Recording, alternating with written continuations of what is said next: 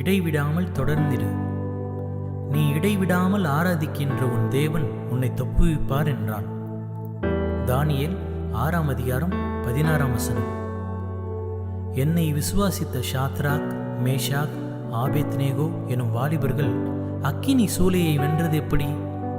தானியேல் சிங்கக்கெபியில் சிங்கங்களை வென்றது எப்படி? தாவீது கோலியாத்தை கவன் கல்லாலே சாய்த்தது எப்படி? என்னோடு அவர்களுக்கு இருந்த இடைவிடாத உறவு. எந்த சூழ்நிலையிலும் என்னை விட்டு விலகாமல் இடைவிடாது ஆராதித்தார்கள், ஆர்ப்பரித்தார்கள்.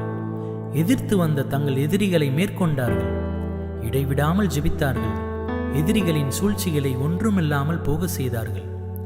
பாவத்தை செய்வதை தவிர்த்துவிட்டு அவமானத்தையும் பாராமல் ஓடிப்போனார்கள். என்னோடுள்ள உறவை எதற்காகவும் எப்பொழுதும் விட்டு கொடுக்காமல் என்றார்கள்.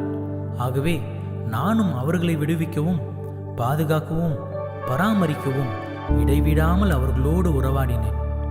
யாரும் அவர்களை தொடாதபடி பார்த்து கொள்ள என்னுடைய தூதர்களுக்கு நான் கட்டளையிட்டேன். இன்றைக்கும் நீ என்னை இடைவிடாமல் ஆராதித்தால், என் உறவை நீ முக்கியப்படுத்தினால், நானும் உன்னை எனக்கு முத்திரை மோதிரமாக வைத்து பயன்படுத்துவேன். பஞ்ச காலத்திலும் உன்னை பராமரிக்கும்படியாக காகங்களை அனுப்புவேன். நீயும் உன் குடும்பத்தாரும் காக்கப்படுவீர்கள். ஜெபம்.